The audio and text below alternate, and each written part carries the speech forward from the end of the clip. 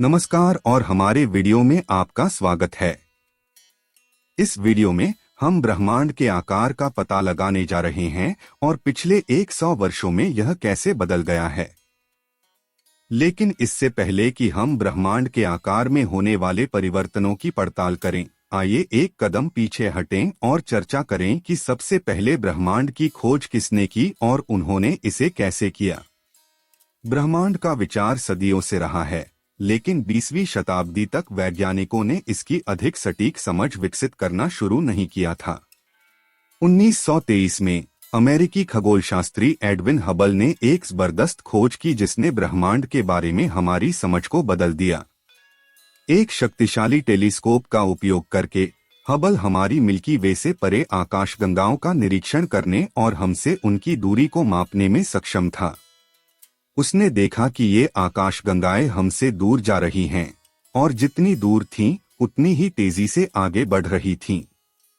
इस अवलोकन ने उन्हें इस निष्कर्ष पर पहुंचाया कि ब्रह्मांड का विस्तार हो रहा था। यह खोज खगोल विज्ञान के इतिहास में एक महत्वपूर्ण मील का पत्थर थी और बिग बैंग सिद्धांत को स्थापित करने में मदद की, जिसमें कहा गया है कि ब्रह्मांड एक विलक्षणता के रूप में शुरू हुआ और तब से इसका विस्तार हो रहा है। हबल की खोज ने भविष्य के वैज्ञानिकों के लिए ब्रह्मांड के आकार और संरचना का अध्ययन करने का मार्ग भी प्रशस्त किया। अगले कुछ दशकों में वैज्ञानिकों ने ब्रह्मांड के आकार के अपने मापन को परिष्कृत करना जारी रखा। 1960 के दशक में अर्नो पेंजियास और रॉबर्ट विल्सन के नेतृत्व में वैज्ञानिकों की एक टीम ने एक ऐसी खोज की जो बिग बैंग सिद्धांत को ठोस बनाने में मदद करेगी। उन्होंने ब्रह्मांड को भरने वाले एक हल्के, समान पृष्ठभूमि वाले विकिरण को देखा, जिसे वे बिग बैंग के अवशेष मानते थे। 1990 के दशक में वैज्ञानिकों ने कोब और WMAP जैसे उपग्रह लॉन्च किए, जिससे कॉस्मिक माइक्रोवेव बैकग्राउंड रेडिएशन का अधिक सटीक माप प्रदान करने में मदद मिली। इन मापों ने वैज्ञानिकों को ब्रह्मांड की आयु और आकार के अपने अनुमानों को परिष्कृत करने में मदद की। हाल के वर्षों में हबल स्पेस टेलीस्कोप और Atacama large millimetre array Alma जैसी नई तकनीकों ने ब्रह्मांड के बारे में हमारी समझ को और आगे बढ़ाने में मदद की है। हबल स्पेस टेलीस्कोप ने हमें अरबों प्रकाश वर्ष दूर आकाशगंगाओं की लुभावनी छवियां प्रदान की हैं, जबकि एलएमए ने हमें पहले से कहीं अधिक गहराई से अंतरिक्ष में देखने की अनुमति दी है। तो ब्रह्मांड के आकार का वर्तमान अनुमान क्या है?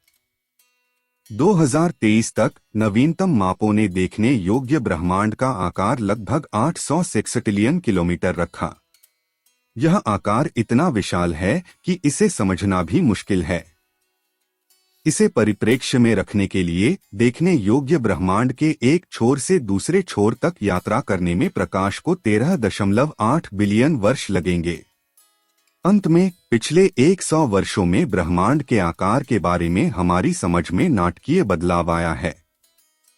1923 में एडविन हबल की जबरदस्त खोज से लेकर 2023 में नवीनतम मापों तक हम ब्रह्मांड के आकार और संरचना की अपनी समझ में एक लंबा सफर तय कर चुके हैं। दूरबीनों, उपग्रहों और अन्य प्रौद्योगिकियों के उपयोग के माध्यम से हम ब्रह्मांड की अपनी समझ की सीमाओं को आगे बढ़ाना जारी रखते हैं। समय और स्थान के माध्यम से इस यात्रा में हमारे साथ जुड़ने के लिए धन्यवाद।